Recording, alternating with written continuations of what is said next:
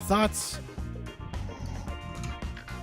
Mr. Dominic is in position. You ready to record over there, handsome? Let's do it. Okay, chat room, it's on you now. Please do bang suggest as we go along. We need your title suggestions. If you're not in our chat room, please do get over there at coder.show/matrix because, my God, do we need your help. Jeez. I've already been live for an hour and 50 minutes. How am I going to title anything? It's ridiculous. You can't expect that. That's right. All right. Hello, Drew. Mr. Dominic, jump in at a solid 4 skis. 1, 2, 3, 4. 4. Nice. All right. There's noise outside, but geez, that just seems to be the norm these days. I'll tell you Such what. is life. Such is.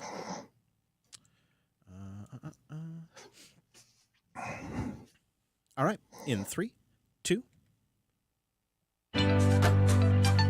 This is Go to Radio, episode 535 for September 12th, 2023.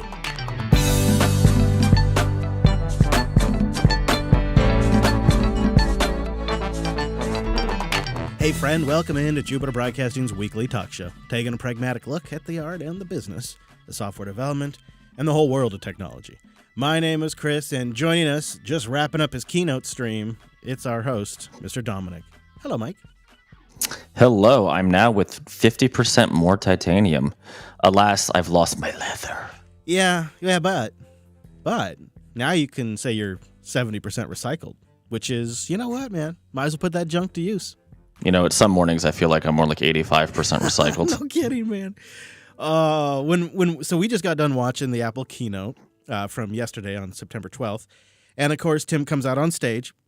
Well, they do it around all over Apple campus now, and I knew we were in for a zinger. I knew they were at least going to really try to give it their all with that opening video. Did you catch just like the old like heartstrings of like dad getting a text message from his daughter saying happy birthday, and it comes in on his Apple Watch, and it turns out all these people are survivors that because their Apple Watch told them their heart's about to explode, they've all survived, and now they had their birthday since then. And I mean, they really went with the heartstrings like right away. Another buy our products or you will die. Yeah, and it's like I think it's like emotional priming.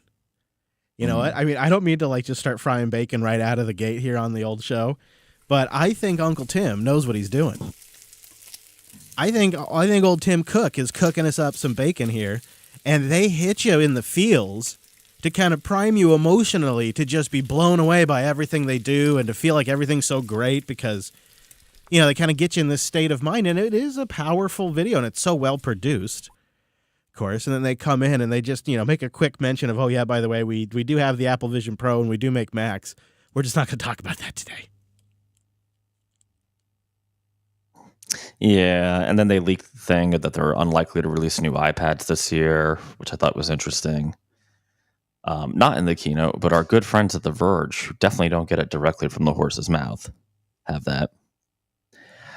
I don't know. What was your general? Well, first of all, we should just say, speaking of people who love us, before we dive deep into the core of this Apple, I want to give some props to my man Satya at Microsoft. This is a pretty big story, and I kind of wonder why they didn't announce this after the Apple keynote. Oh, yeah. You think maybe like they timed it wrong, and so it's just getting buried? I feel like if they had done this like next week, it would be the top story on ours and The Verge and all that. Microsoft is going to defend their customers who use their AI, including CodePilot. So basically, they'll sop up that liability for you if there is any. That's kind of huge. And something only a very few companies could actually offer. Right, and they must feel pretty confident in their position, right? So I think we're going to have to see when this gets tested what actually happens, but definitely something we should keep our eye on because this, a lot of the objections, especially you listeners have been bringing is like the legal copyright, violating potentially copyleft licenses, which may or may not be true, right? It's very gray. You have, Sarah Silverman suing OpenAI? Yeah, a whole series of authors, yeah. Well, yeah, if you're a Microsoft customer using their version of the AI, you are protected in, but obviously you can't like intentionally right, do things. Another related story, OpenAI has once again, and this time they came out and said that they nerfed ChatGPT to no longer do fanfic. What a which shame. no longer do it as well. What a shame. Yeah, I feel like it's a weird thing that I think it seems like they're running scared of the like intellectual property claims by creative folks. Right. And I could see Paramount cracking down on my Star Trek fanfic. You know? Let me tell you something. Okay? What? Mr. Data and Mr. Worf have had some interesting encounters in my ChatGPT generated fanfic. You know, going back to Microsoft offering legal protection, you know what it reminds me of? And it was a real sly move back in the day. You recall when SCO and a couple others were going around and they were just scaring the pants off of CTOs in that category of IT layer about the legal concerns and IP threat around using Linux. And that they made a big case that Linux was going to be an IP legal issue for anybody who implemented a bunch of it in their infrastructure. And so certain companies came along and essentially offered patent indemnity. And so eventually they kind of came together and created a group, but initially it started with a handful of the rich companies offered patent indemnity, and then you got in, like as a sales move, because you had that covered. That box was checked. You could take advantage of this great Linux stuff. It's going to save you a bunch of money, and we'll cover you on the legal side. And it opened doors, and it led to a Microsoft and SUSE partnership that was extremely controversial as well. I mean, the whole thing was essentially a judo move for big businesses to get into enterprise. And that's probably the only Linux kind of that was ever going to make it in those environments anyways, but they took that bad situation, that legal uncertainty, and they capitalized on it. And I think they're doing it right here, right now, again. And I think it's exactly the same strategy, right? Because most people who would sue about this kind of things are unlikely to sue, small shops. Unless, of course, they're patent trolls, then they just automate those letters. Yeah. Remember our good friends, what was it? Oh my God. What was the name? Well, there were so many of them. Yeah, but the big one, the one where Apple ended up getting pissed off and like found some of their patents and invalidated them. I don't remember. It was the in-app purchase guys. Oh, okay. Yeah, someone will tell us in the chat. The classic patent troll that, of course, I remember is the one that started going after podcasters who had playlists on their websites. Oh, that's right. Didn't he go after, what is it, Dan, what's his name? He went after several people we know. Yeah. And it was the same thing where they just kind of like scraped websites, found this bit of code, and just started writing emails. I know. Yeah. Great? I'd like to know what the audience thinks the long-term ramifications are of Microsoft offering this sort of legal protection, and if the audience suspects that maybe other companies like Google will step up and offer similar protections. If you're looking for an excuse to boost in with that hot take, because I'd like to know. Real-time update, Lotsys. Their name was Lotsys. Oh, okay. Lotsys. Yeah. Look at That's you. Right. They were going after like prominent indie developers who had like blogs, basically getting them to settle for nothing so they could go after bigger companies with the precedent. Did you get ChatGPT to answer that for you? No, I just looked it up because I remember. Well, I remember I got a letter that nothing came of it, where they wanted to sue me for syntax highlighting in CodeJournal. It wasn't the same firm, but it was, these are like shell companies with like one scumbag lawyer who probably smells too bad to go into a courtroom. What's up, Giuliani? Hey. I like, he and I used to be bar buddies, actually, so I should knock that off. Yeah, I know you gave him his hair dyeing tips. I remember that. That was really helpful. And he gave me my eyeliner tips. Yes, exactly. So we are doing a double today, and we have a lot to get into. So I just want to say just a quick thank you to our members, our Coder QA crew out there. You get a special Coderly. Just came out, published it this morning. Mr. Drew got it all put together for us. And I think it was a good one. We covered a couple extra topics in there, some of which will give you some extra context to today's episode and next week's. CoderQA.co if you want to sign up and become a member. You get an ad-free version of the show feed as well if you like, and you support the show. You can also boost in and support each production. And because we're splitting the boosts up, I'll give you a heads up. We're going to be reading some of the boosts in this message and a handful of them in the next episode. I split them up by theme. which will all make sense when we get there. But it means we're running real low towards our goal because we didn't reach our goal for this episode, and we're not going to reach it for the next one because it's already going to be recorded. So if you'd like to boost in and support each production and get us back up into the black, getalby.com, top that off with something like the Cash App or indirectly, then just head over to the podcastindex.org. You find Coda Radio and you can boost from there or get a new podcast app, newpodcastapps.com. So the iPhone event really is just now sort of like the Apple fall event. It's not really the iPhone event because it kicks off with the Apple Watch, which, it looks decent. I have to say, across the board, all the SoCs seem like they got a pretty solid improvement in performance and in battery use, lower power. And they added a new thing. They can now detect your fingers touching together. You can use it to pause alarms and musics and timers and stuff like that. They have now Siri transcription on device, at least more so. And they've packed in ultra-wideband in there, so that way you can find it with the Find My stuff.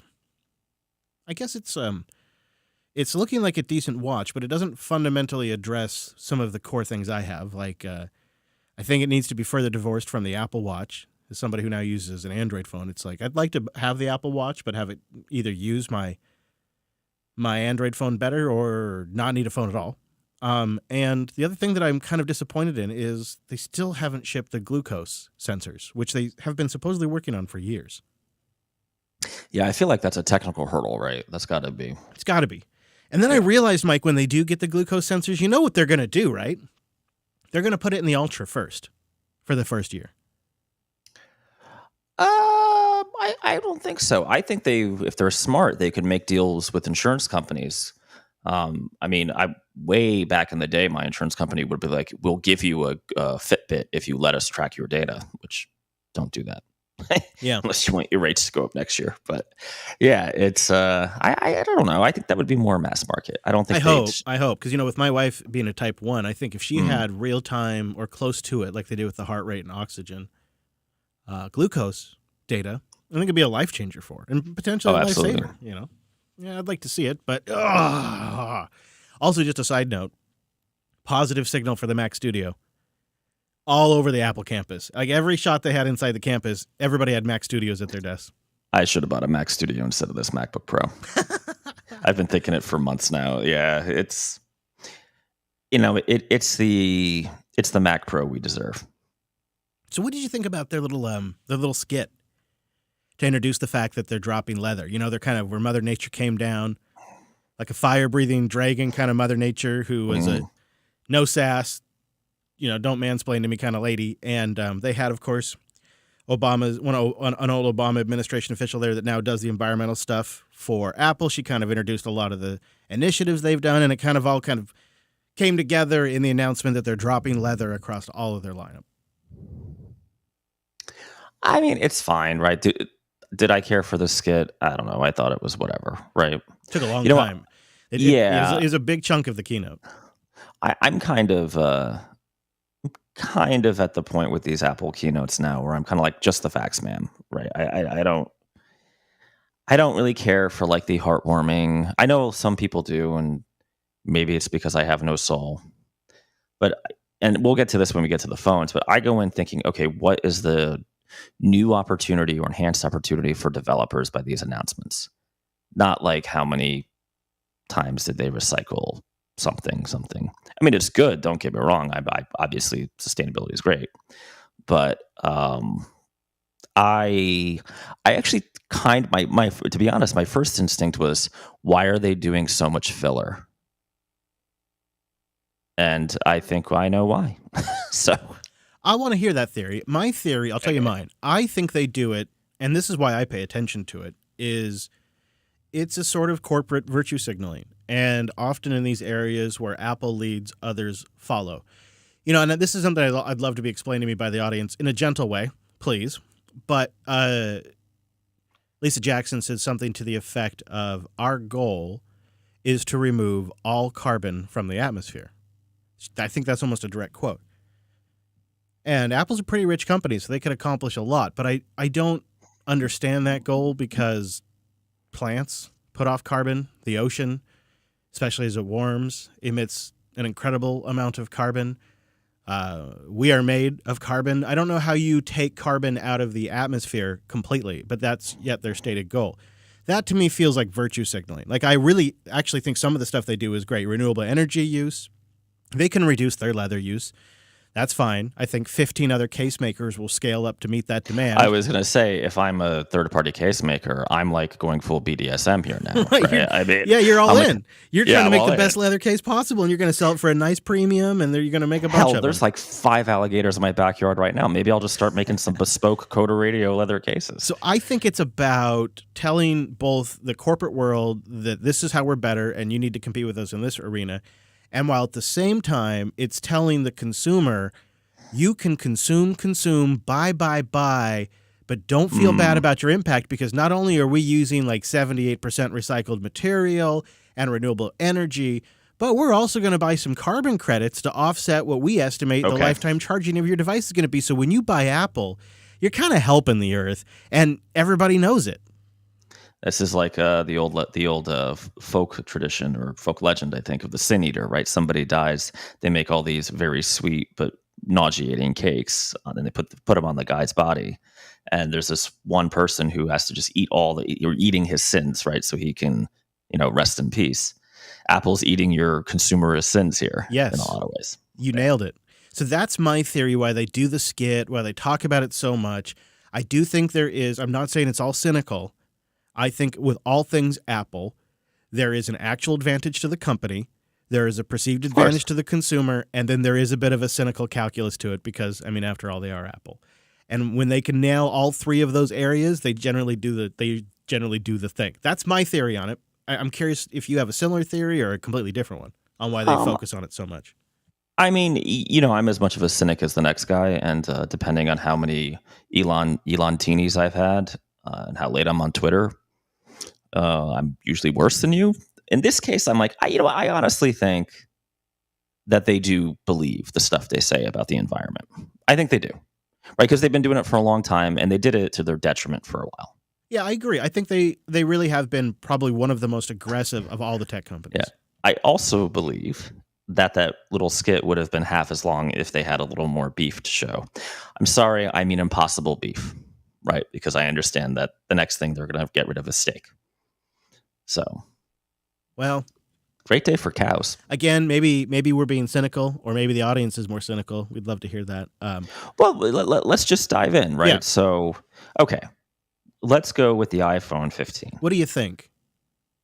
It's by no means a bad device, but I think in terms of like the purview of the show, and who we are as like developers and creators. I mean, the camera being upgraded, sure, right, great, but there's this and frankly the Pro do not enable any new applications with the one. Well, let me take the Pro separately because there's a couple asterisks there, but I agree. Certainly the 15. Can I fry some electrical circuits? Yo, why did we make electrical circuits out of bacon? That's weird. I was using a very old iPhone Lightning cable to charge my 14 Max Pro, whatever it is.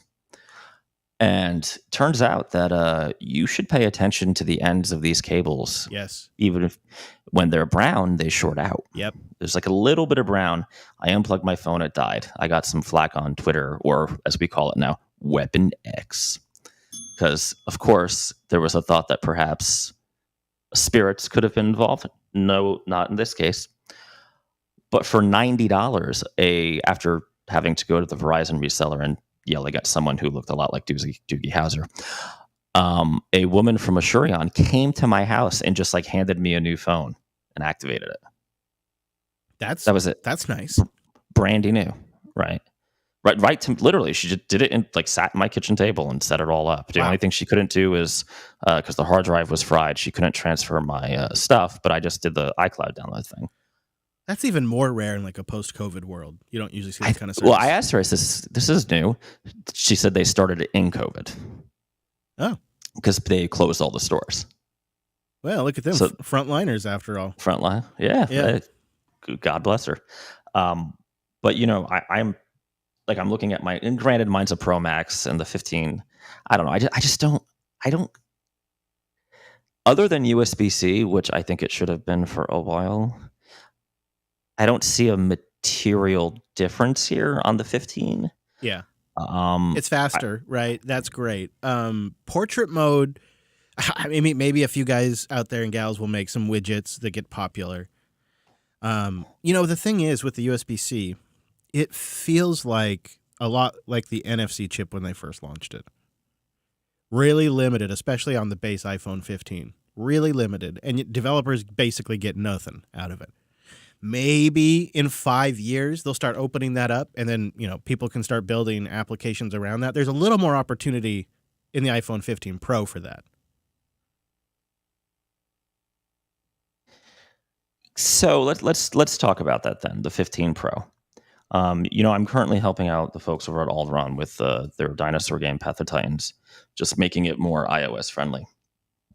And their biggest problem is it's a console game, right? It runs on the Xbox. I have a copy on the Switch, the Sony, all that good stuff, the Mac, whatever. And you can get memory issues on the mobile devices. So the girthy 17 Pro, I'm sorry, the 17 Pro chip, first of all, the updated memory, which is apparently 8 gigs, which I'm sure there's 15 Android engineers right now who are just like, what? Only 8 gigs? What are you doing? And somehow Apple makes that work. First 3 nanometer chip, which something Taiwan, something Arizona. That's a wacky story that came out this morning. Apparently, Apple's buying the chips from Taiwan to sell everywhere, and now shipping the chips they make here in Arizona, or here over there in Arizona, to Taiwan. Wow, because that seems special.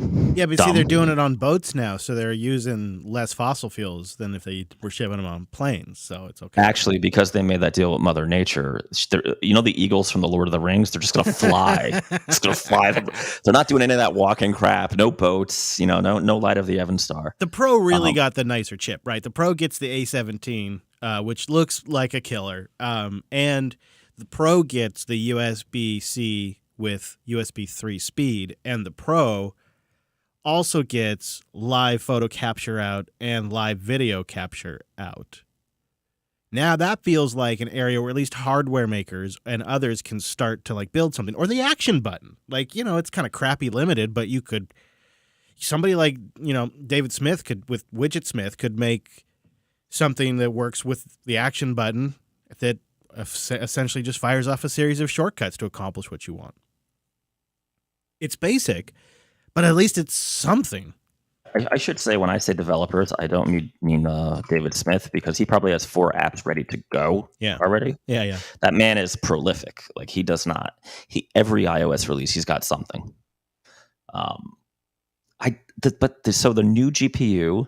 Also, I like how your friend Nilay Patel was pretty quick to point out when Apple's going on about gaming. He's like, that's because it's 80% of their in-app purchase revenue. Yeah. Those sweet, sweet Candy Crush moms on the toilet buying those Smurf berries. God love them. How many keynotes for how many years in a row do you think it's been where Apple is like, console level graphics now possible on the iPhone?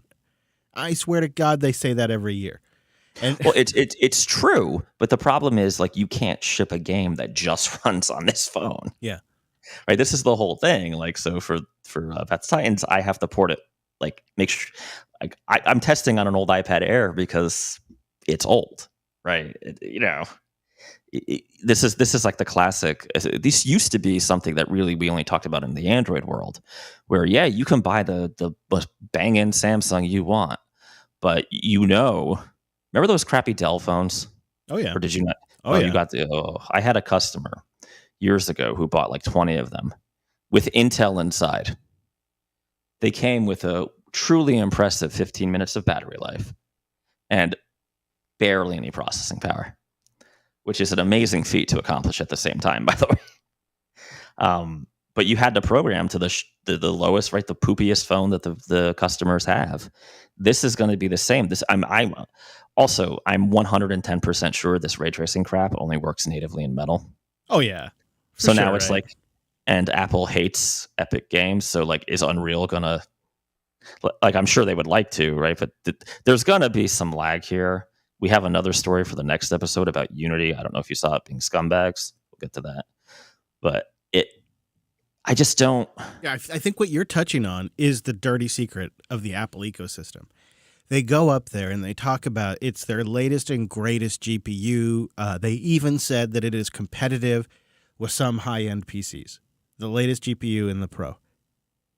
And they make a really big kind of presentation every year about the leap in capabilities.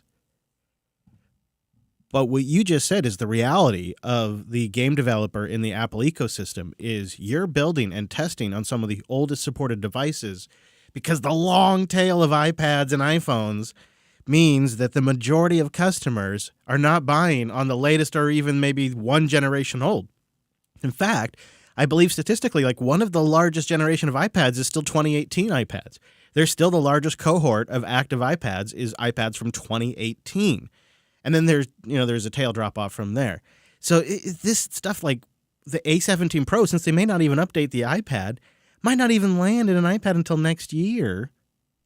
This is the problem, is the Apple ecosystem. Unfortunately, the downside to the hardware lasting as long as it does and them supporting it as long as they do means that you're really limited by the lowest common denominator. And then on top of that, you're limited by Apple's very specific proprietary Metal API. Instead of being able to just lift Vulkan or something equivalent, probably not DirectX, and be able to lift that and drop it on the phone, you, of course, have to move it over to Metal.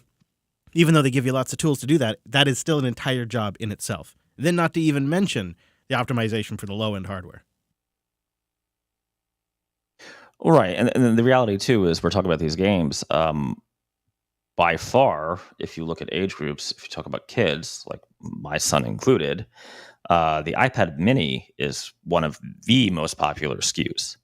And those up until very recently were, let's just say they're not the fastest ponies in the stable, right? Mm-hmm. So, and again, don't get me wrong, I like this. I think it's weird how, like, first of all, who's playing like fully immersive 3D games on their iPhone? I guess if you're like on the train, maybe I haven't been working in New York for too long now, but kids, dude, I gave my kid the iPhone once. To his credit, he called the client and was trying to sell him stuff. My youngest can do the first person navigation using touch like it's native to her. I mean, it's magical. I've asked her before if she wants a controller or something. Nope, she doesn't need it. So for some generations, it's so small, this phone screen. I don't know. I don't buy it. I don't see it. Apple likes to tout that they're a huge gaming platform, but I find the games they are, lacking. but they're like casual games, mm-hmm, yeah. Right? So let's it's. I mean, I don't know. Should we take a survey of moms and ask them if they want ray tracing and Candy Crush? They might. Maybe. Yeah. Maybe. Right.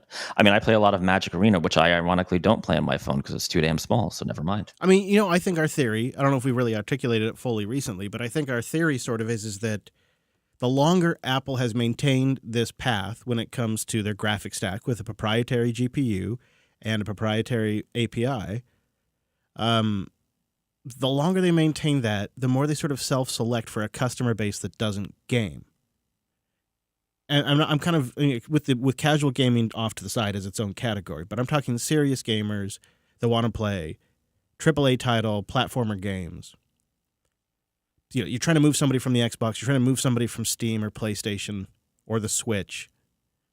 They're never going to get those games because they're basically self-selecting for a customer base that doesn't play that stuff, at least not on the Apple equipment. Don't you think? Like there's sort of maybe a point of no return unless they fundamentally provide some new way to move games and lift them over to not only a different graphics architecture and API, but don't forget also a totally different CPU architecture. It just seems like they're too far gone. Yes, but I think the thing is when you look at the gaming industry by revenue, casual games are pretty substantial, right?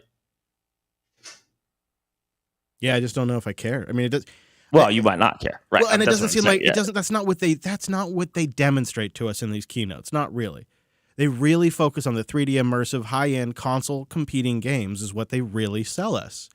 That's the dream they sell. And then you go to the App Store and it doesn't look like that. And from what I can see, Well, you just look at the App Store charts, right? I'm making a little bit of fun at most of my female relatives about Candy Crush, but it's surprising how hooked they are. But you know what? We could easily say Pokemon Go, right, or Magic Arena, or insert your pseudo not super intense game here, and I don't know.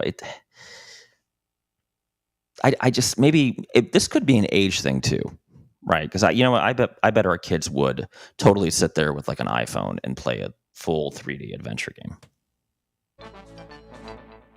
Tailscale.com/coder. Y'all head on over there, support the show, 100 devices for free. And they're just about to crank out their iOS 17 builds. There's going to be some nice features in there. Tailscale.com/coder. Well, I think to summarize the hardware, I think it's a harder case to make if you have a current generation right now, about to be previous generation. But if you're on an iPhone 11, like my wife, maybe a 12, I think it's probably a pretty solid upgrade to go to the 15, whichever model you get. But even if you're not going to switch hardware, there is iOS 17 coming out. Probably by the time we're back, it's going to be on 80% of devices. I looked through this, Mike. I tried to find something that I thought, all right, this could be the thing we talk about that unleashes developers. I don't really see it. Interactive widgets, I guess. Yes, because that's exactly what we need. The worst features from Android. And here we are in 2023, and I'm like, interactive widgets, which like I think Steve Jobs introduced on stage 16, 17 years ago for macOS. God, like, this is where we're at. This is it. There's a lot of other nice things in here. Some two-factor stuff, offline maps, and messages gets a nice bump. But I'm looking at meat on a bone for developers. I don't see it.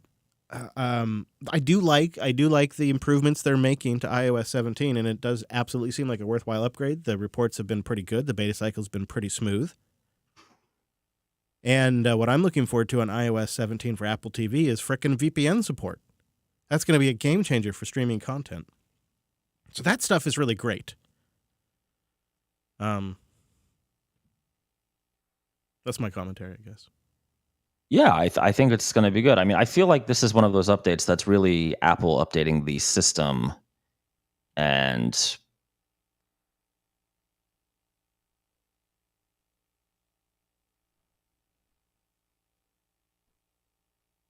oh, we lost you. Oh, you're coming back, maybe? Try muting and unmuting again, because I see levels, but I don't hear you. Or you might have to refranch. Well, let me stop. I'll stop recording, and then go ahead and try doing a refranch on your end. I think your connection dropped.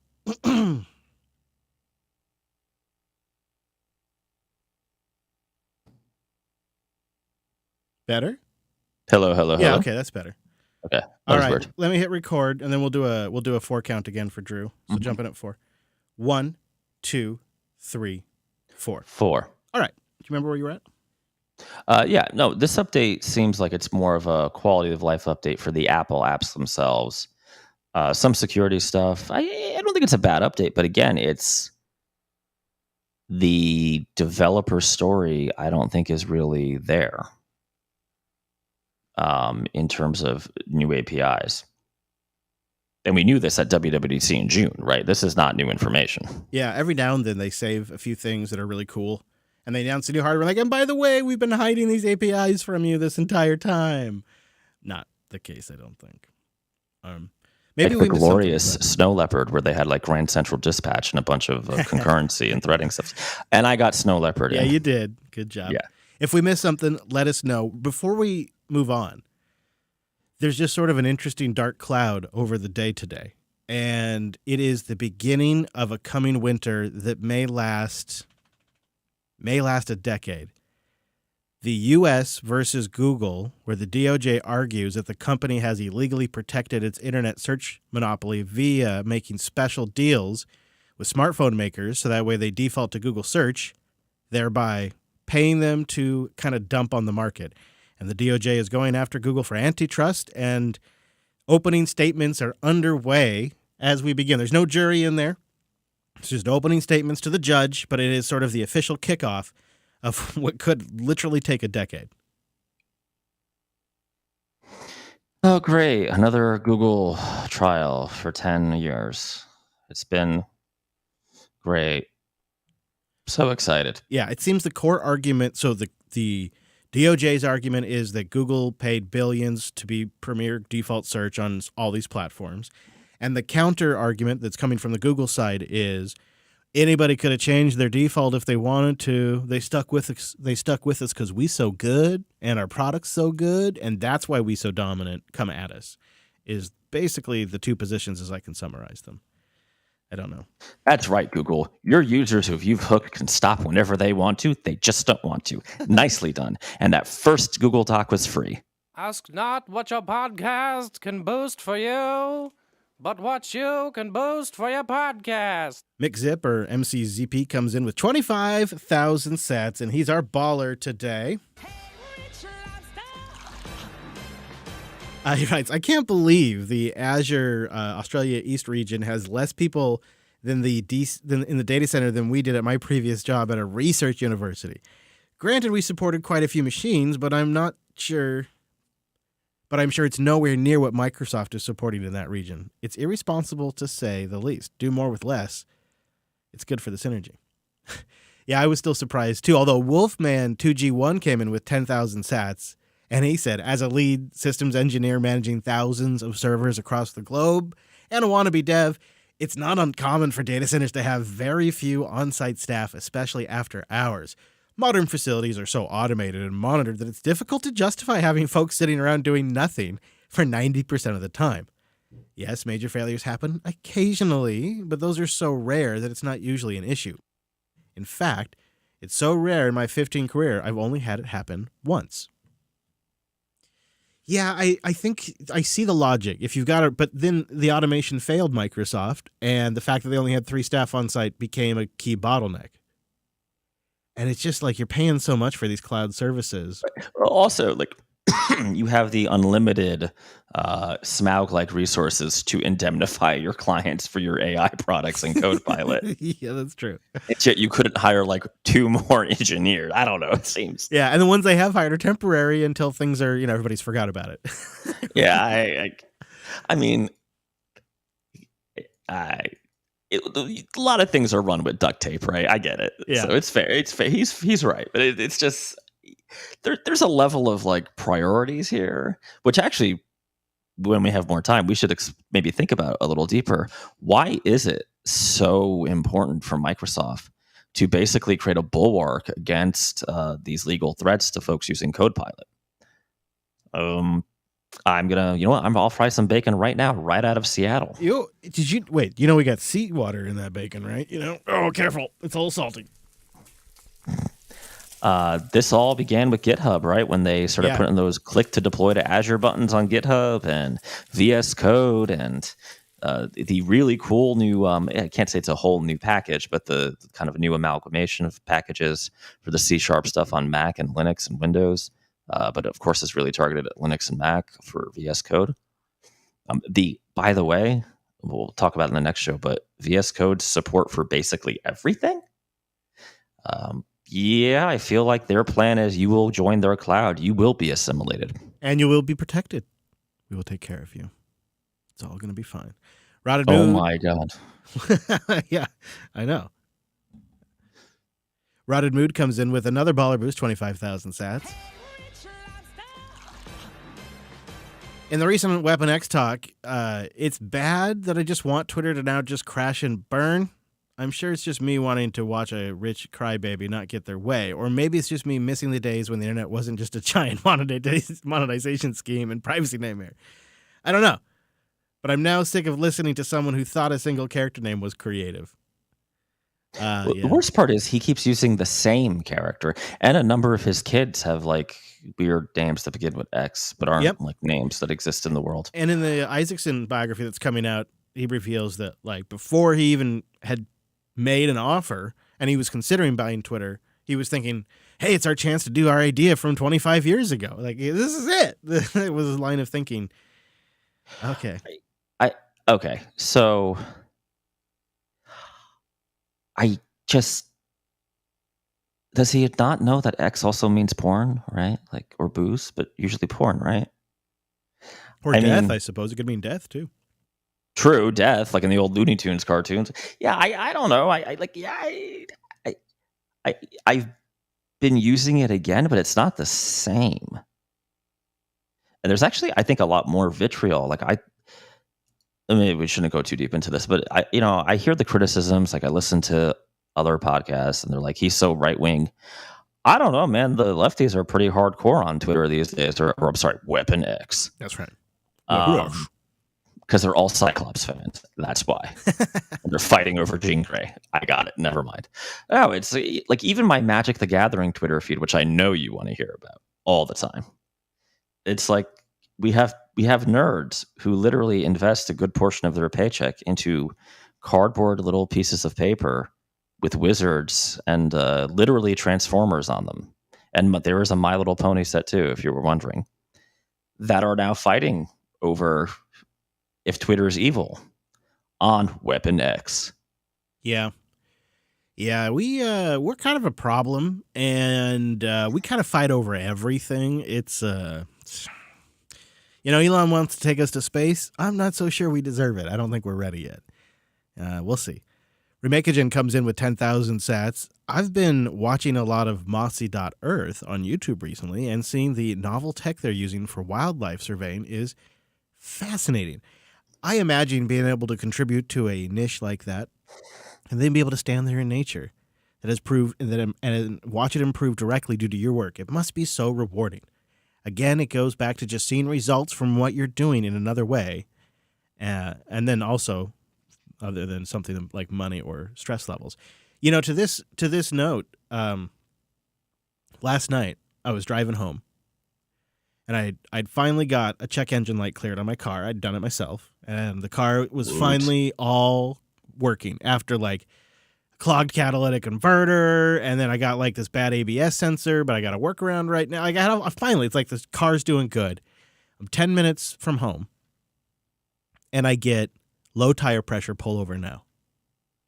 And I'm like, well, how bad could it really be? I just checked the tires 2 days ago. How bad could it really be? So I do the right thing, and I just keep on driving. And I notice as I'm about 5 minutes out from home, still on the freeway, of course, I'm doing like 80 miles per hour. I noticed that the wheel's starting to wobble a little bit. That seems like a bad sign. So Scooby. So I do the right thing, and I just speed up a little bit so I can get home quicker. And get off the freeway. Thankfully, traffic's not too bad. But by the time I'm pulling down the road to the driveway, I got full on wheel wobble, and I can hear whoop, whoop, whoop, whoop, whoop, whoop, whoop, and I can feel the wheels really kind of out of air. And I'm like, well, I got one more minute to drive, and I could just stop here, or I'll just keep on going. So I figure keep on going. So I pull in, and of course I'm like boom, boom, boom, boom, boom, and I'm like dragging it. Basically, I get parked in there, and I have a flat tire. And I thought to myself, well, that's a real something you could get frustrated about, considering I just finally got this car all working again.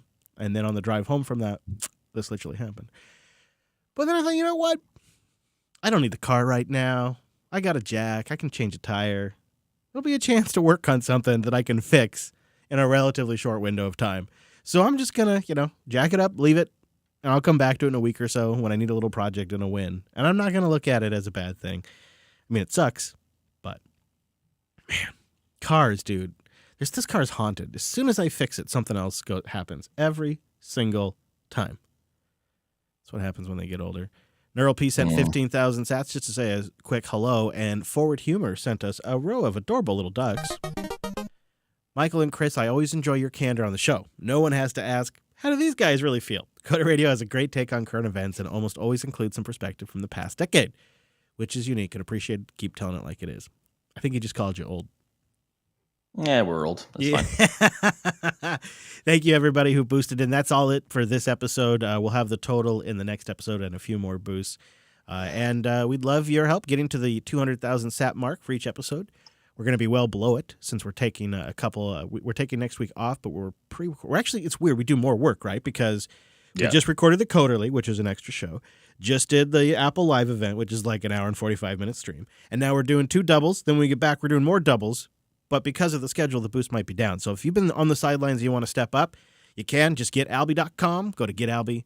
Then once you top it off, go to the podcast index, find the show on there, the Coder Radio Show, and boost in from the web, or get a new podcast app, or become a member and do the monthly thing at coderqa.co. We appreciate all of that. Mr. Dominic, is there anywhere you want to send the people before we get out of here? Go to alice.dev, and if you need any kind of Ruby, Python, or I guess iOS development done, but actually, no, not iOS development. I'm sorry. Haha, I'm booked. But any, Ruby dev done, let me know. Okay, what about secret robots? What about secret lover robots? Now we're talking. Yeah, we're definitely going to Hey, Chris, they got a new input and output schema too. Now, there's an API we can use. Where's that keynote? Just don't overflow that buffer, if you know what I mean. All right, well, if you still got it in you, you can find me on Matrix, coder.show/Matrix. Not for long once the love robots come. Links to what we talked about today. Well, I don't know. I suppose there's a couple of links. We talked about the event. I don't know what you expect, but maybe we'll have something for you at coder.show/535. You can find our RSS feed and our contact form over there as well. We won't be live next week, but you can always go to jupiterbroadcasting.com/calendar to catch the show's live time in your local time. Thanks so much for joining us. See you next week.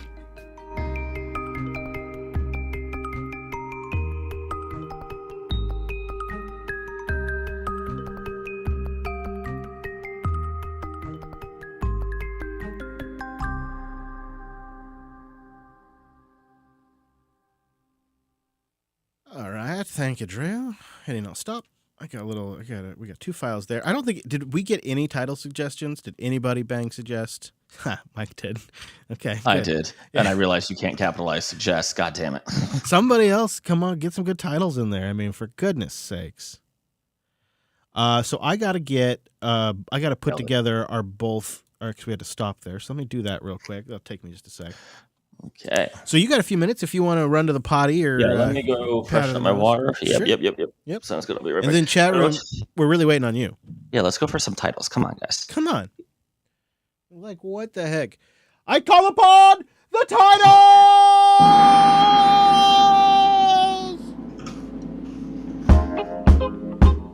Locally sourced carbon neutral full BDSM. On that note, I'm going to the little boy's room.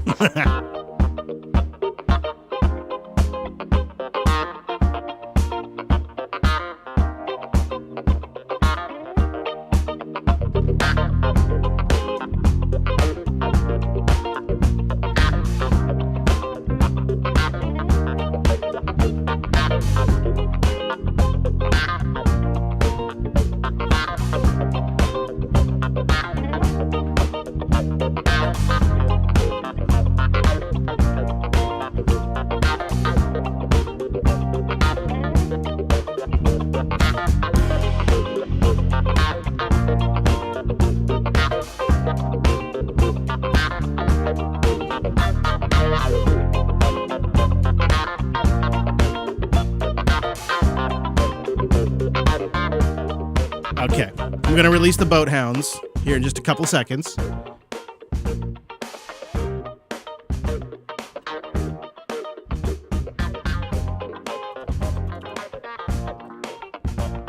Let's go! Let's go, Tiles!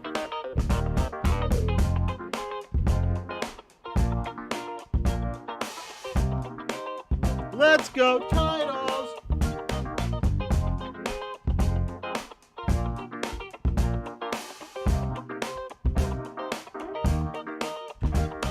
All right, here we go.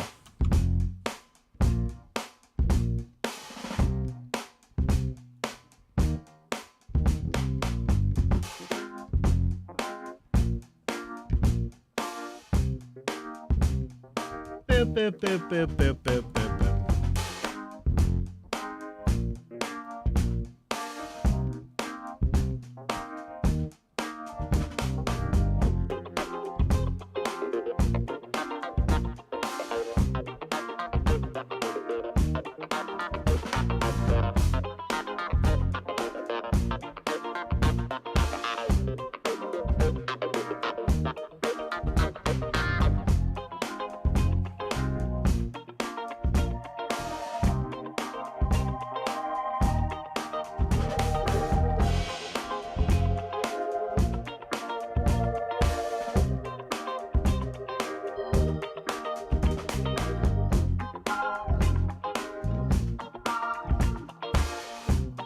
I kind of like an idea of taking that locally sourced carbon neutral consumer. I think locally sourced carbon neutral consumer. I think that could be the title right there. I'm just going to tweak that a little bit. Oh, now we got to set up for the next one. Can you believe it?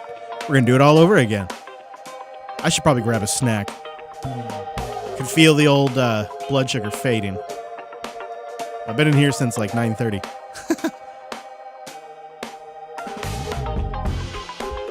Oh.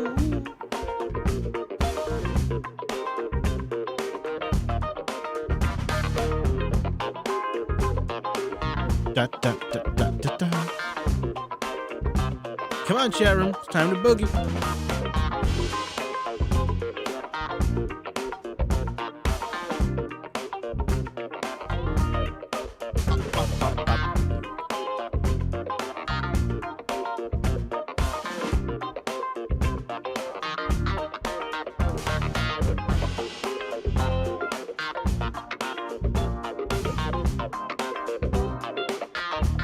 All right, I'm going to go grab a snack, but let's get the macro take on the Apple event. I don't know how interesting this will be, but let's see what the analysts think.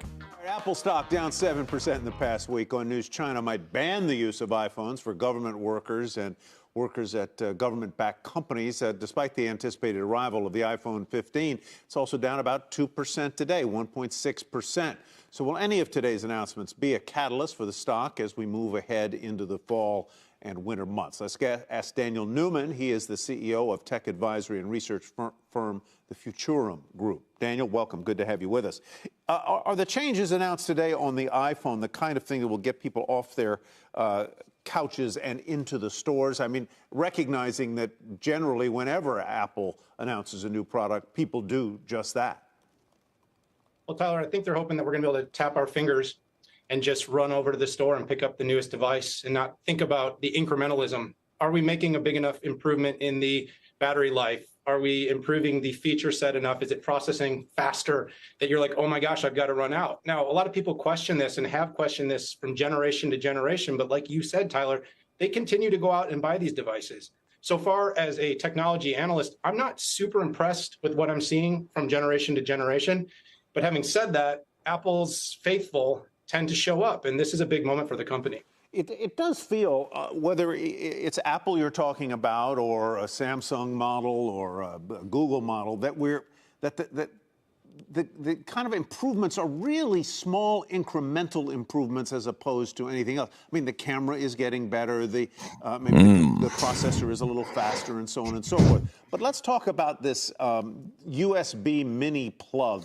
Is that in any sense a game changer? Does that make it a more convenient phone to use because now you can use other plugs? Do I do? Yeah, I don't know if it should excite you or concern you that so far the biggest announcement to me is the USB-C. I think this is a big moment, one, to show that the European Commission and its regulatory and policy can drive real change within big tech. But secondly, I don't know about you, but I've got drawers full of these lightning cables, and part of me is frustrated because they're very expensive. And as I upgrade, and I always do, I will have to rid myself of all of those. But at the same time, you can upgrade, you can devices afford that benefit from USB-C. And to me, it just makes sense to have a standard there. It's good for us. It's more sustainable. It's good for consumers and spend. I can't tell you how many times I can't find that lightning plug when I need it. I always have a USB-C charger. It's fascinating, Daniel. So fascinating. For you, what does this boil down to as you watch shares of the company? And it's not the only company, big tech company in the news today. We've got Google, we've got Oracle shares way down. I mean, there's a lot going on here. Yeah, a lot going on. Much is happening. Yeah. All right, we got another doc.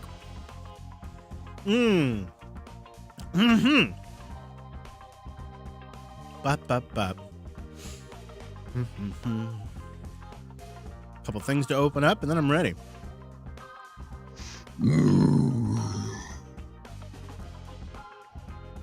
All right. So we need to get a whole nother round of titles. Better ones this time, too. Jesus. Show start. Coder 536. All right, we're doing it all over again. So, chat room, please do bang suggest. If you're not in our chat room, you can go to coder.show/matrix, and once you get Element or something set up, get in there and help us title this dang thing, and then your title may be, saved in posterity. I sort of lost it. Forever. Yeah, you'll have to look at that stinker for the rest of your life. All right. You ready over there? Mm-hmm. That guy swallowed. I think I got everything out of my mouth. Those robots are doing their job already. Damn it. All right. Record. Hello, Space Drew. Mr. Dominic, jump in at 4. 1, 2, 3, 4. 4. Nice. Okay, the chat room is bang suggesting, and we are potting. It is time to go one more time for the Coder Radio program.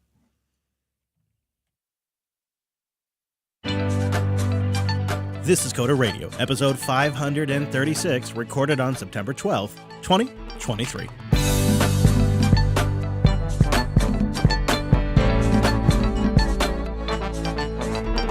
Hey friend, welcome into Jupiter Broadcasting's weekly talk show, taking a pragmatic look at the art and the business of software development and the world of technology.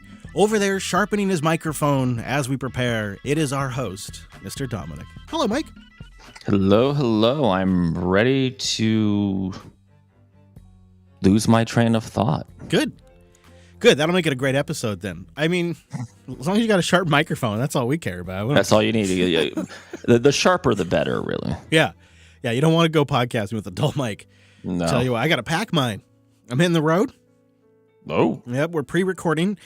I'm traveling on our regular recording week, and then I think actually you have some travel a little bit after that, so we'll be doing another set of doubles when we do get back, but it's the wife's 40th.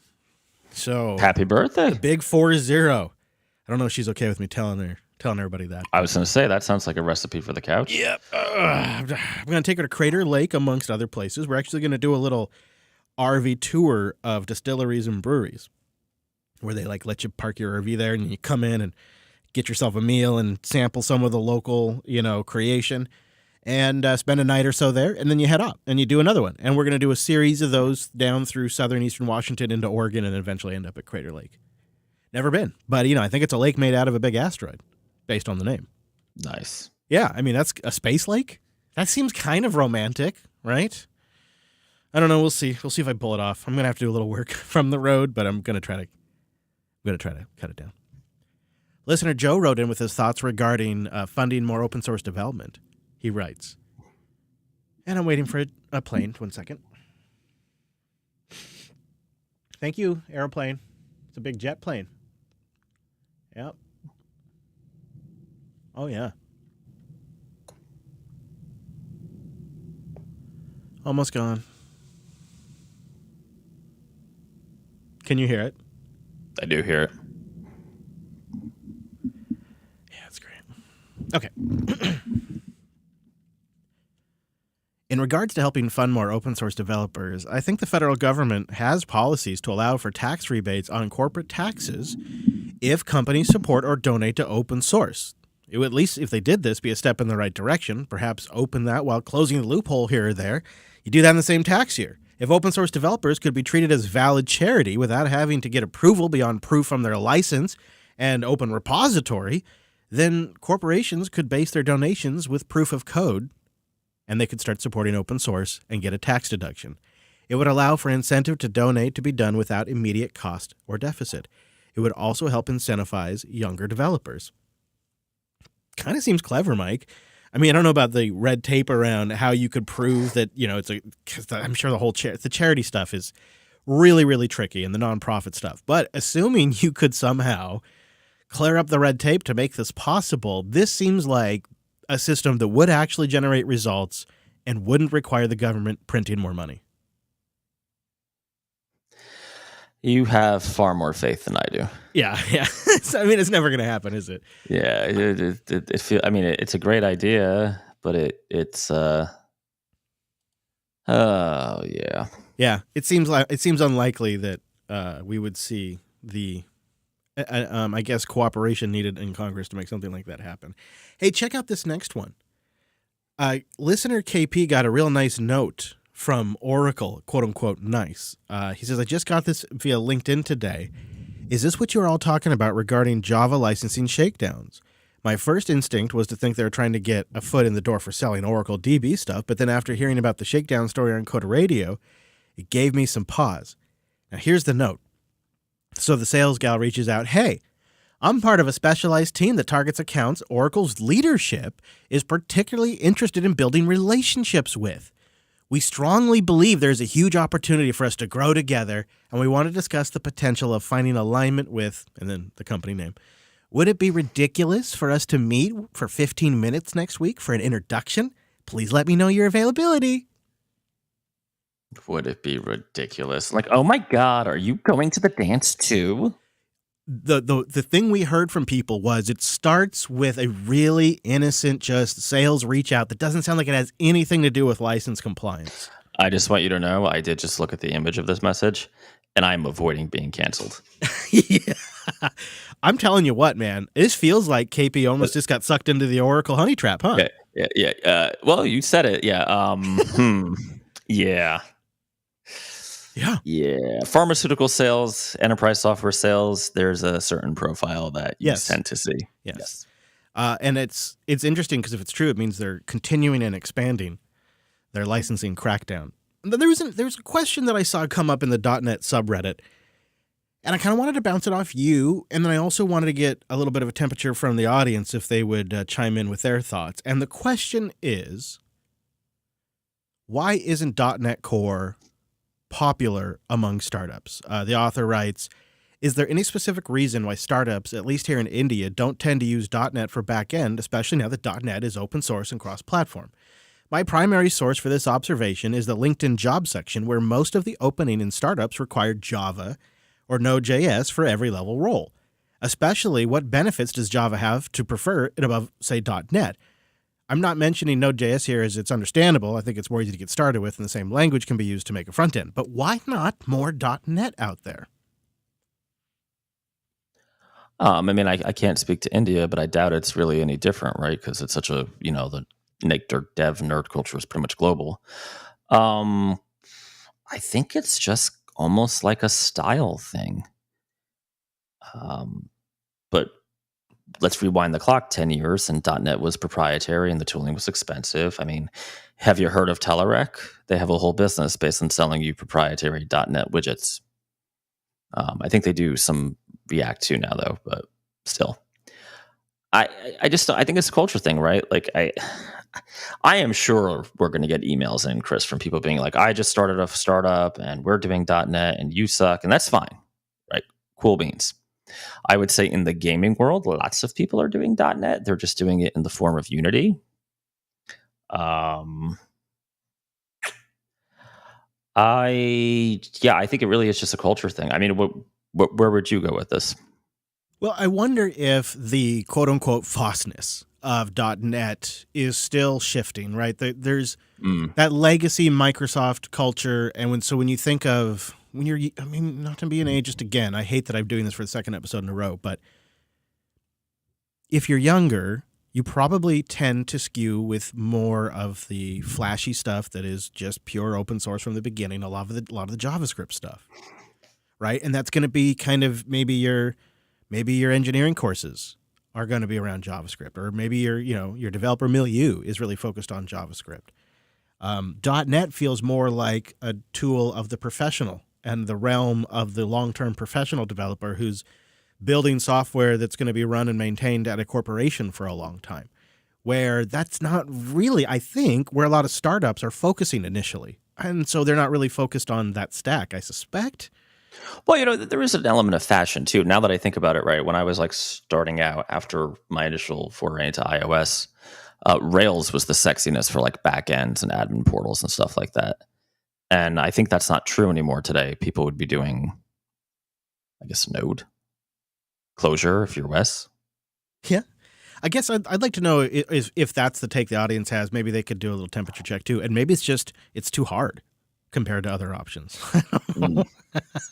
Could be as simple as that, but I felt like that was an interesting question. I've wondered it myself because, it's been a while now since they've open sourced it, and it has shifted things. Things have shifted for the better, but it hasn't been a landslide. And why, I think is the question. You can let us know by boosting in if you get a new podcast app, newpodcastapps.com or Get Albie. Then keep your app, getalby.com, top it off, and then visit us on the podcast index and find Coda Radio, and you can boost in. A portion of that boost goes directly to our editor, Drew, the Fountain FM developers, Podverse, JB, myself, and more. We'll get to more boosts later on in the show, but of course you can also become a member at coderqa.co. We have a new Coderly out there for you. It supports the show, and you also get a limited ad-free version of the show if you'd like. With no ads in there, just nice, lean, mean, Drew's nice touches. It's out the door to you.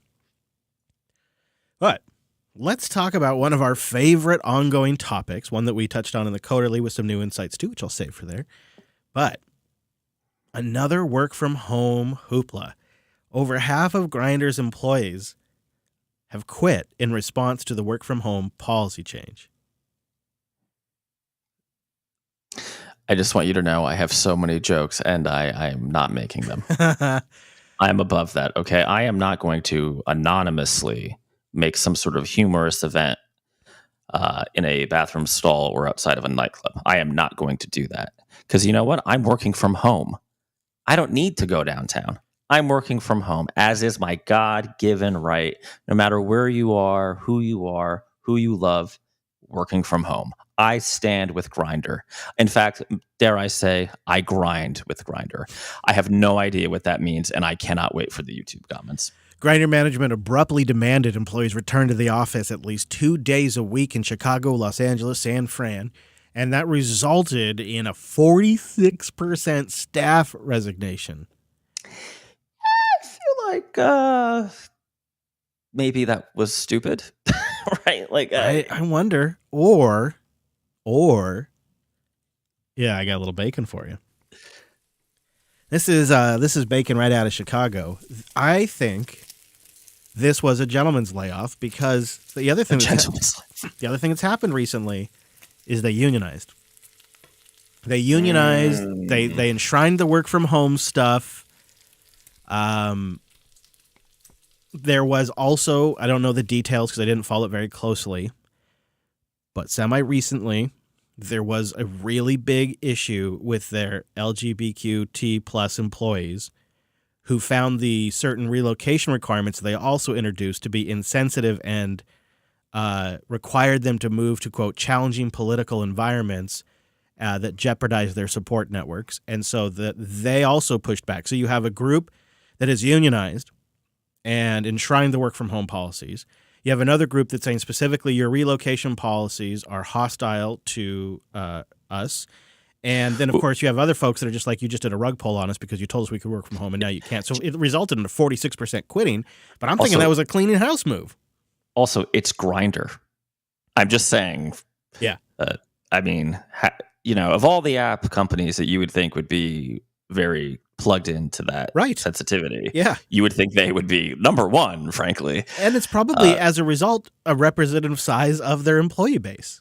So basically, you think this was like a sleight of hand move, right? So you're saying they. I think the tell is that sort of after the union stuff, after the employee upset stuff, then you do the immediate announcement with the hard line requirements. I think that's a filter screen where you're filtering out people, because the other way you do it, and especially if you're trying to be sensitive to these particular concerns, is a slowly evolving, staged kind of rollout thing, right? Where you're listening, it's an evolving process, it's a conversation, it's not just this hard wall, must do, or there will be repercussions, you're fired. And then they give them like but if you want, we do have this exit package we'll make available to you, right? You combine all those elements together and it feels like a gentleman's layoff. But to be clear, we don't believe, right? We have no evidence to suggest that they are offering any kind of exit package. Yeah, I don't know. It sounds like the folks who quit are just quitting. Yeah. So I mean, God, I just want to, it's a very,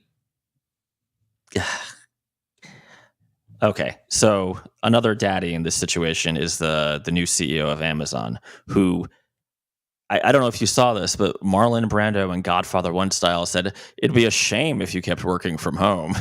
Something might happen to your career. Yeah. Yeah. This seems like Zuckerberg is now demanding they go in 3 days a week. Are we going to lose this glorious battle that we won? Yes, to a degree, I think we are in the corporate world, in a large corporate world. Yeah. Yeah, it's because here's the other narrative that I've been hearing build all summer long, and this is, so we'll take the boss's side for a moment, right? Because you and I have really kind of over time, we've evolved to the worker's position here. You mean the chief grinder? But the grinder in chief, the daddy, if you will. I'm going to stop. Keep going. This guy writes, Santiago, he says he tells stories about technology and tech hardcore machine learning at ml.school. He says, I fired somebody for cheating. He was working 2 jobs. He had a great interview. He was sharp. 2 weeks later, though, I started noticing some red flags. He joined meetings, but he'd never turn his camera on. He'd always ask us to repeat a question. He was cagey. I met with him twice, and I felt like he should be further along than he was. Around that time, I stumbled upon the idea, and here's the key word, everybody, overemployment. Overemployment. Overemployment, a whole movement dedicated to helping people work several full-time jobs at once. It seems not viable. He says, feel free to Google overemployed. It's wild. I got suspicious. The guy had recently joined the team. I'd asked him for reference from his previous job. He said, I shouldn't worry about it. You know, I said he shouldn't worry about it. It's routine diligence. But his answer, it sealed the deal for me. He got defensive. He asked me to meet him so he could clear up any issues with his performance. His reaction had just come out of left field. He promised to share with me some references by the end of the day, but he didn't. I asked, the same thing the next morning, and he also forgot. I confronted him one last time, and he came clean. Turns out he'd never quit his previous job. He was still working full-time for them and for me. By the looks of it, we were getting the short end of the stick. I asked for his resignation. We had him on the payroll for about 3 weeks. I felt cheated.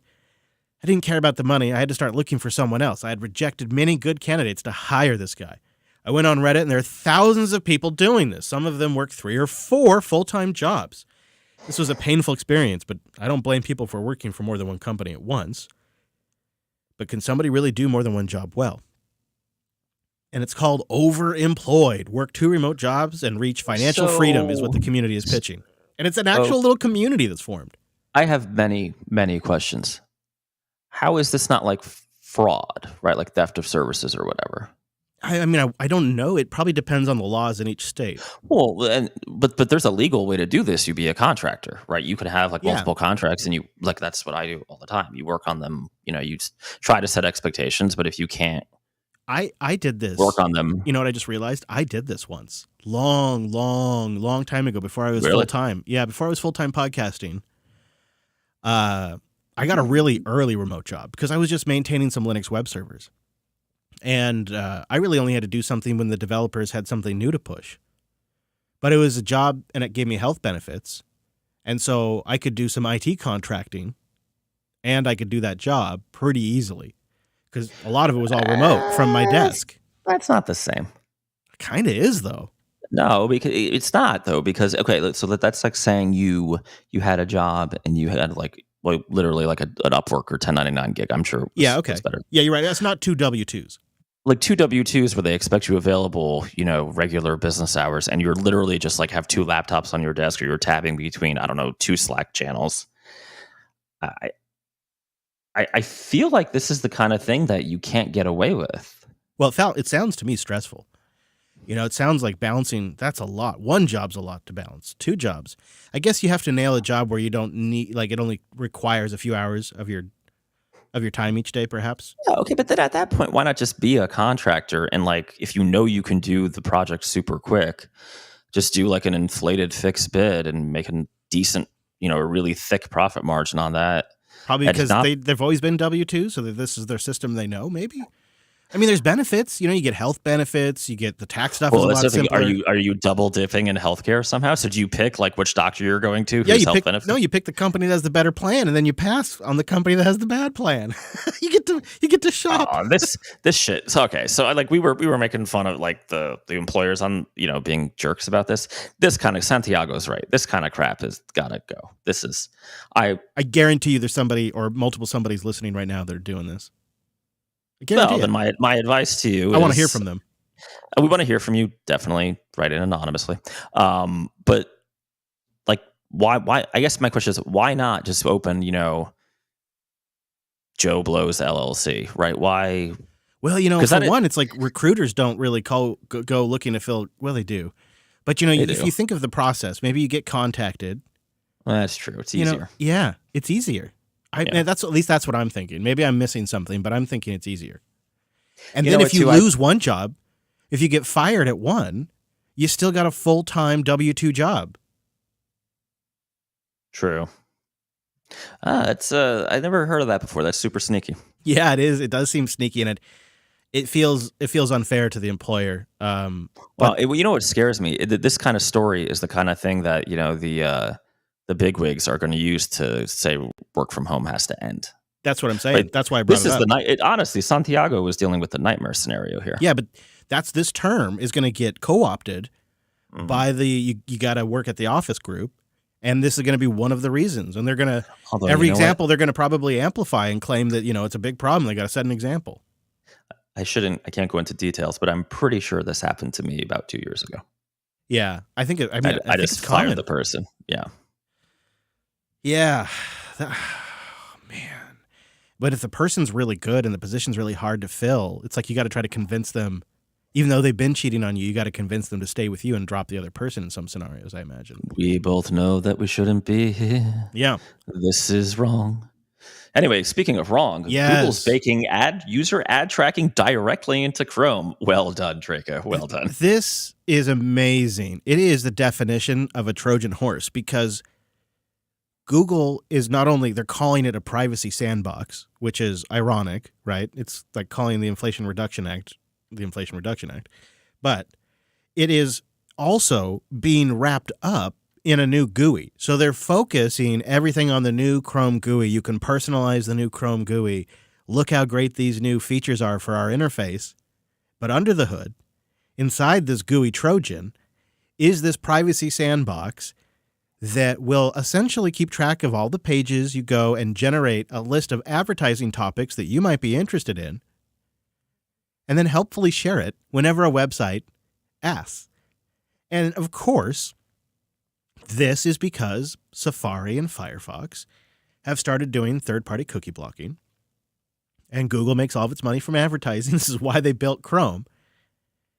And so they're punting on third-party cookie blocking. They claim, maybe second half of 2024, presumably after this privacy sandbox gets fully adopted, right? They'll roll out third-party cookie tracking because they've solved it here. And so it's probably what? A matter of a day before a privacy expert figures out how to start identifying people based on the information this sandbox reveals? Well, because that's the whole point, right? Yes, of course. Yeah, Especially, it's- no doubt, combined with the data that Google has about you on their end. I mean, they're going to make an obvious match there. So the Google ad platform is going to be really benefiting from this. Right. This is yet another effort to get away from the Apple, what is it, app tracking acknowledgement, or whatever they call that system. Yeah. I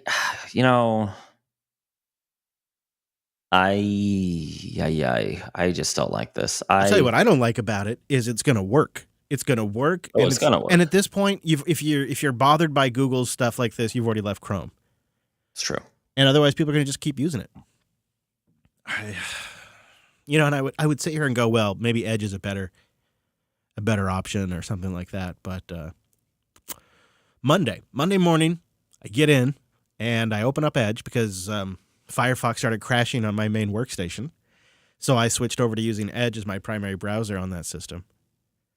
And I fire up Edge and I get your account has had a security incident and you have been signed out.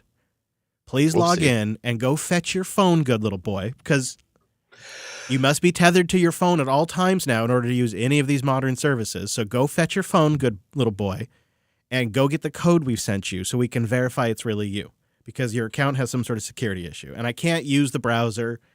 It's all signed out. It's just, okay, so I guess I get up, go back downstairs, get the phone, come up, give them the code. Okay, you're all good to go. With no information about what happened, just some generic help page. So I'm just left there wondering, did somebody just try to hack my account? I don't know what just happened. Why did I have to go through this rigmarole? You have no, you're not even going to give me, somebody tried to log in from this IP. You give me nothing after that? So you just scare the crap out of me. You completely disable my ability to use the software. You make me go fetch my phone like a good little boy. answer your little game, dance through your hoops, and then I get no information on the other side. That's the Edge experience for me this week. Yeah, that's super annoying. And I'm sure there's some benefit to them to tying you to your phone. Oh yeah. Oh yeah. Yeah. Definitely. Yeah, so and this is the dark path we go down with Google. Google being an ad empire that controls the largest browser and also the largest code base that most browsers are based off of. Now, It's almost like we live in Black Mirror. Oh, go ahead. you can put that in. Tailscale.com/coder. Go over there and support the show. They have a brand new updated plugin to work with VS Code, but also they just announced a beautiful, beautiful big partnership with Mullvad VPN, so you can add a bunch of exit points on Mullvad's high-speed global network. Tailscale just keeps getting better, and you can use it for free. Tailscale.com/coder. I used it today, but I was grumpy about it. Oh, really? You used it in anger, as they say? I had to SSH into a Raspberry Pi, which I'm growing to hate them. Mm-hmm. So slow. not Tailscale, the Raspberry Pi. Yeah, So I know damn what you slow. mean. Yeah, I know. Well, the PC users out there, I mean, I'm not really even very active in this area, and I have seen a bunch of upset folks on Starfield shenanigans, a bunch of really unoptimized performance, all kinds of basic programming faults. Have you followed this drama at all? Yeah, so I'm going to burn through this pretty quick because the only reason I threw this in the notes was I can't confirm this, but there's a lot of smoke here. There's a lot of bacon smoke. So the Starfield developers had a deal with AMD, which the GPU chips in the PS5 and the Xbox are both AMD. There's a sad little truth that the Xbox X and PS5 are effectively like the same machine, or they're very similar. There are differences. Don't email me, but okay, right? And it's like runs best on AMD, but apparently the PC version is noticeably gimped on NVIDIA and Intel. So what the hell? Well, people complain. You know, the sleuths of Reddit are looking at the memory allocations. They find a bunch of programming faults, particularly on NVIDIA.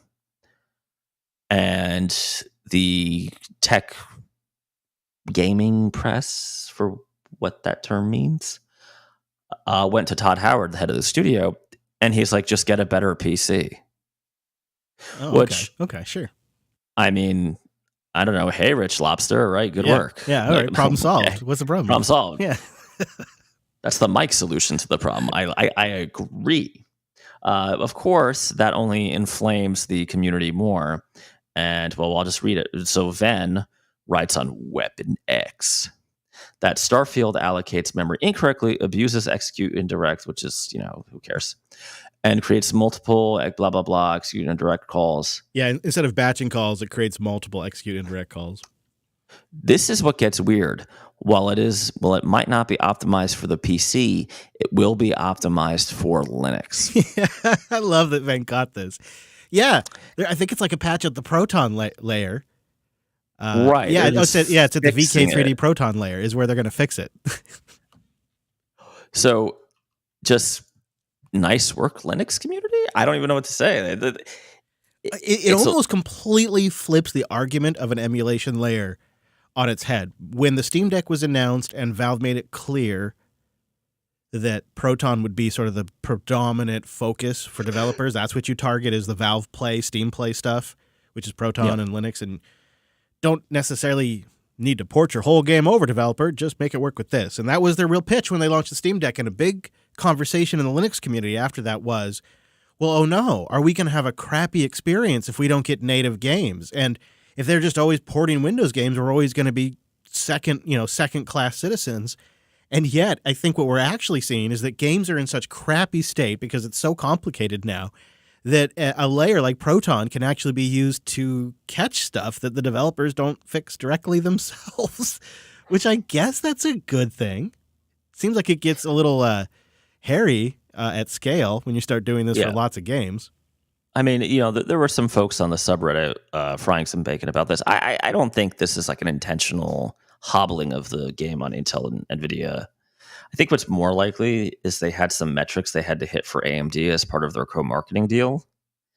And it's the classic over-optimization problem, right? They super optimized for AMD, and in that process made some decisions that disadvantaged NVIDIA and Intel. Is right? this not always the problem if the game developer is primarily targeting game consoles?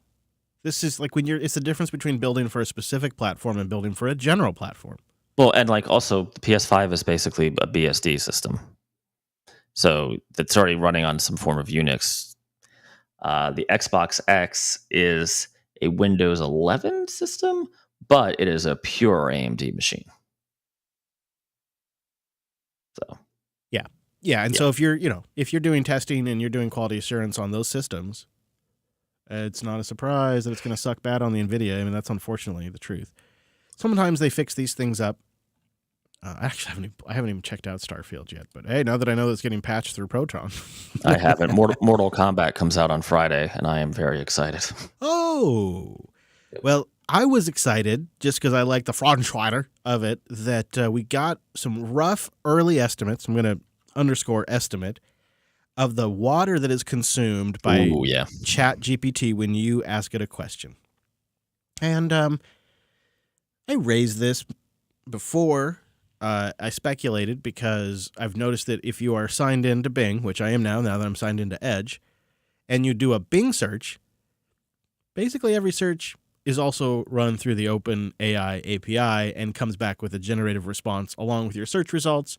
Takes it forever, and I almost always click on a result before it's done generating it. But in the back of my mind, I'm thinking not only is this now all of the CPU and data center overhead that makes search possible, but now we're also adding alongside that, which is already a big load, we're adding generative AI. And the AP has a story that estimates that 500 milliliters of water for every 5 to 50 prompts is how much they're consuming to cool the data center. Also, it's reported that Google has had a 20% increase in their water usage, which has been partially linked to their AI work at different locations. Unfortunately, where one of OpenAI's primary data centers is experiencing a drought at the moment. So the fact that they're consuming significantly more water at their data center there has actually become a pretty big local story.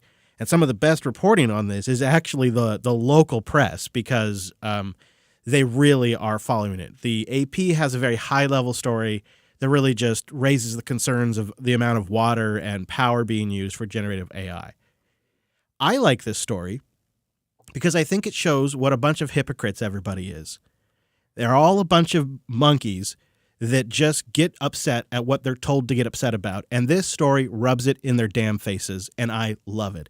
After hearing for years that Bitcoin boils the ocean, I never heard those same people raise the concerns of the environmental impact of ChatGPT responding poorly to stupid questions and what the value of that was. One is a totally independent, open source, free monetary system that is outside the control of any state, provable by math, and the other gives you 40% stupid answers for a gimmicky chatbot.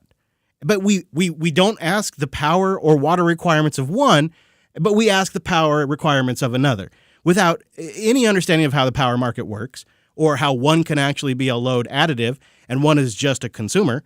But, it's fine. And there's going to be a way to recycle the water vapor and stuff eventually, right?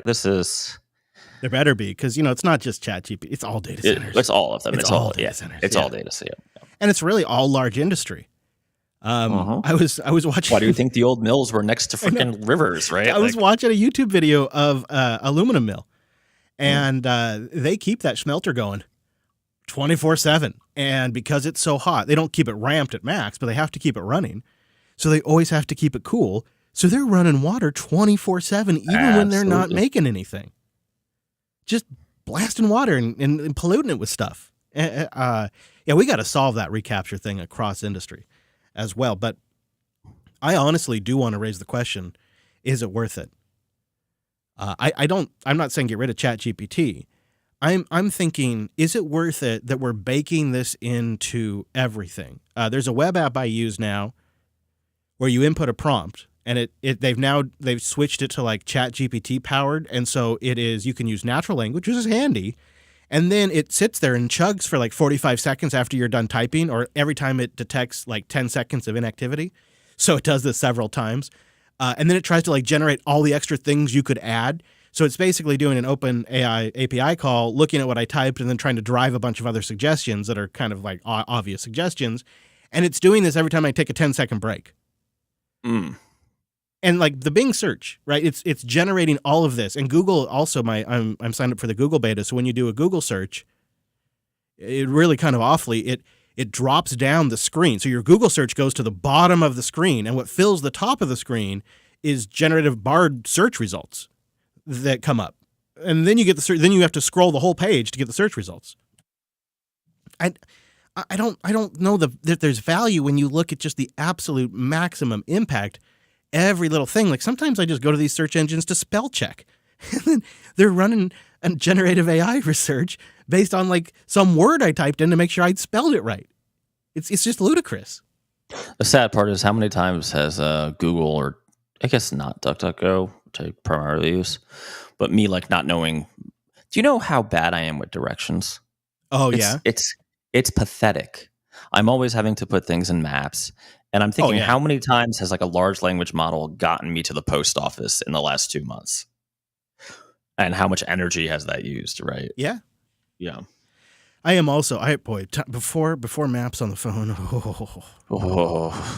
Yeah. I'm not trying to pick I'm not trying to pick what technology lives or dies here necessarily.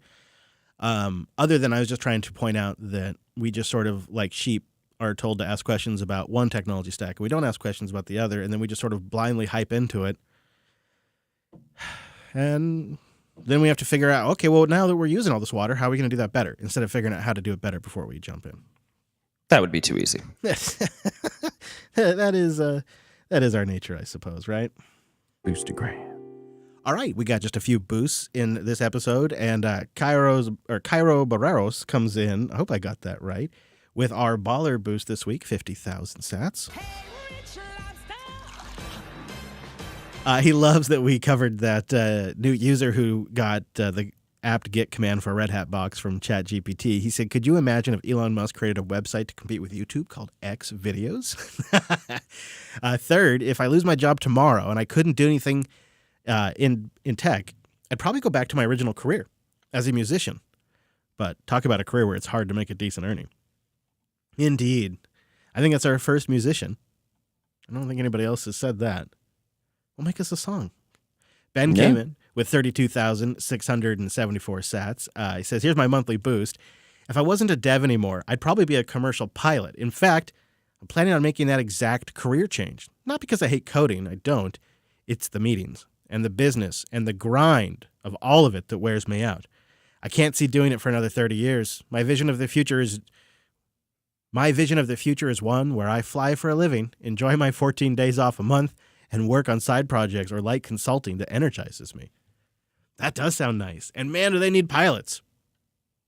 I would love to fly. I would totally take that job. Oh, man. If I got on an airplane and saw you were the pilot with your sense of direction and your other proclivities. And by other you don't like the pilot having a nice aviation cocktail, right? Well, I guess I don't want you doing it sober either, so I don't know. I just don't want to be in that position. Where are we flying to? Well, we're flying to Cupertino because I broke another iPhone. Ben also gives a shout out to YTCC. It's a command line podcast tool that he's been using since it's been a pick on one of the JB shows about 2 years ago. Yeah, I just used that the other day when I wanted to download a batch.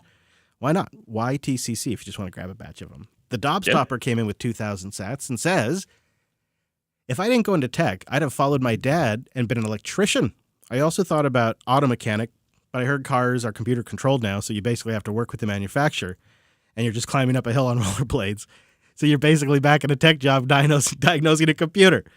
And that isn't even considering electric cars. Yeah, no kidding. Yep. I've with my car that now has the flat tire, anything I want to get done, I have to hook it up to a diagnostic computer. And it has to be a fancier one than just the pleb one I can get off Amazon to get the codes. And then it is essentially an electrical problem most of the time. Usually some sort of sensor or some wire. It's more often wires and sensors than it is mechanical these days. Yep. I still don't mind it because I find it cool that it is an enclosed portable system. It is an entire system, both electronic and mechanical. So I kind of dig that part of it, but it's just getting worse. I don't think I'd be able to buy a brand new car and work on it like I do these older cars. And they're only from, 2012, 2013 time era. They're not that old, but they're old enough. Well, at least your car can't steal itself yet, so that's good. Yeah, or spy on your sexual orientation or any of that. That was also going around recently. You know what I'm realizing? That's going to start happening, right? Where the car's like, I've been listening to what you've been playing. Oh, yeah, no, yeah. And I have some ideas. Right? Everything it can. I mean, it's basically the more they become a smartphone, the more information they collect on you. And auto manufacturers are not going to have the same standards or scrutiny that Google or Apple do. They already don't. I mean, how many people died with the GM Sequel thing? It's horrible. And I can prove this. You mentioned sexual orientation. Because of my love of Katy Perry and Taylor Swift, I literally for 2 years convinced Apple Music that I was gay. And it started recommending generated playlists called Gay Pride Boys and things like that. I am not joking at all. Can you imagine the ads that would come up on my heads-up display in the car? Well, I mean, I'm not kidding either. It came out. Nissan and Kia can collect drivers' sexual activity and sex lives in their privacy policy. Jesus, it's actually in there, I guess. Although I bet Grindr is hiring. I'm blown away by this. This is really incredible. I'll put a link in the show notes if people want to read more. I saw it going around in our chat room too. What possible reason could Kia have for that? Advertising? Ugh, does everything have to be all roads lead to ad platform? That's it. It really is. That's it. That's why we're thankful and grateful for the boosters helping us do this by being funded by the audience. If you got some value out of this episode or you enjoyed it or just want to send a little love back, please consider boosting.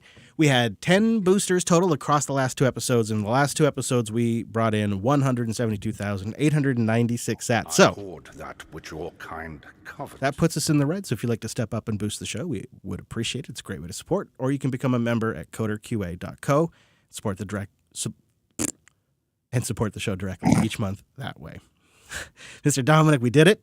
This is the end of our double session. Then we're going to be back, or we'll be doing another double session, but there will have been quite a bit of time.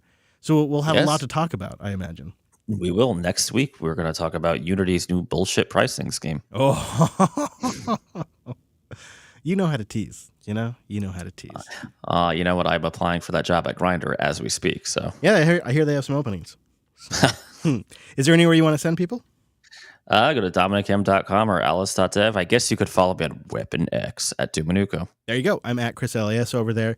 And of course, our chat room's going all week long at coder.show/matrix. And links to what we talked about today are coder.show/536. Our RSS feed's over there. Our contact page is over there. And our live calendar, that's at jupiterbroadcasting.com. You also find a whole great network of podcasts over there, like the Linux Unplugged show and self-hosted in office hours, popping off all the time. Why not just subscribe to the All Shows feed? Then you don't have to worry about it.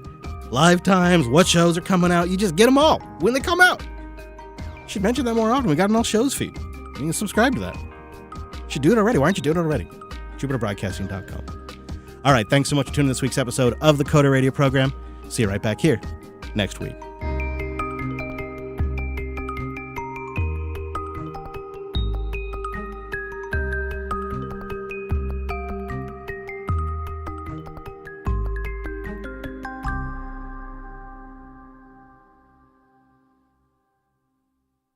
Thank you, Drew. Appreciate you.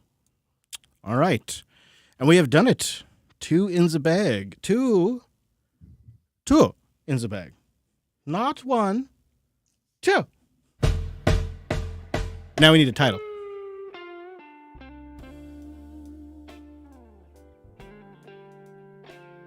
Okay, chat room. I'm going to do it.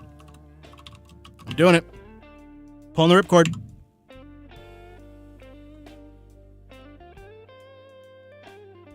Did you see this insane story about this Virginia congresswoman or state congresswoman running for office? And like crazy, weird sex tape things? No, I hadn't heard about this. That's a fun one. It's weird because I guess she was doing it, her and her husband, as part of her campaign.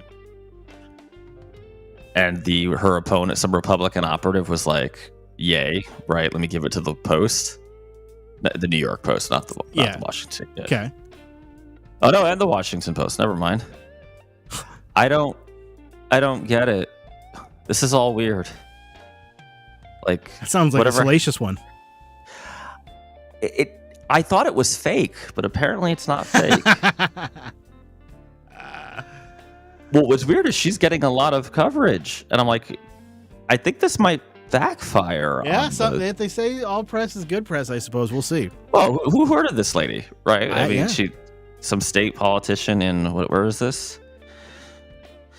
Virginia. State House in November, attempting to... I don't know. I mean, we've all met Republican politicians in the airport bathroom through certain apps that have recently gone through layoffs or firings. Not Who me. doesn't? Who doesn't? Who does? I mean, the minute you get that pin, right? that elephant pin, something changes in your mind. iTunes automatically changes your listening preferences. It's just a thing. Okay, so Grindr and Chiefs got one vote. You know what? Are we ever going to get a chance to use Grindr and Chief again? I feel like no, I don't think. Yeah, I think you got to just go for it. Yeah, I think so. Actually, this should be interesting. All right, so we gather again together on the 26th for another Dubs. Yes, we don't have to do a Dubs that day. I was mistaken about my travel. Oh, okay. Well, that makes it easier. Yep.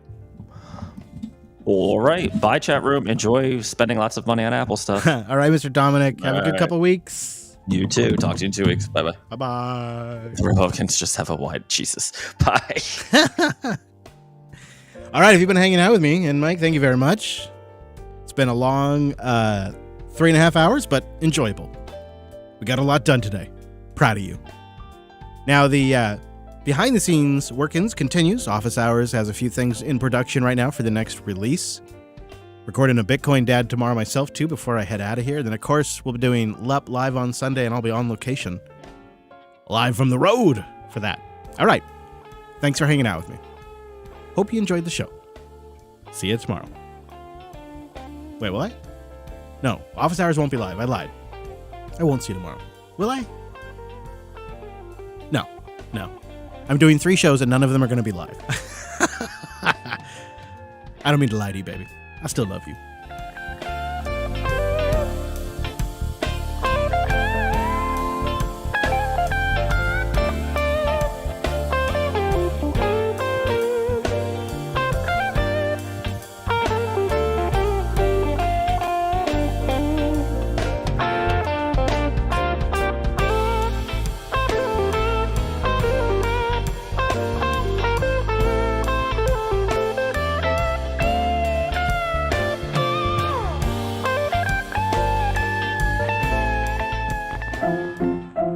Let's all go to the lobby. Let's all go to the lobby. Let's all go to the lobby to get ourselves a treat. Delicious things to eat. The popcorn can't be beat. The sparkling drinks are just dandy. The chocolate bars and the candy. So let's all go to the lobby to get ourselves a treat. Let's all go to the lobby to get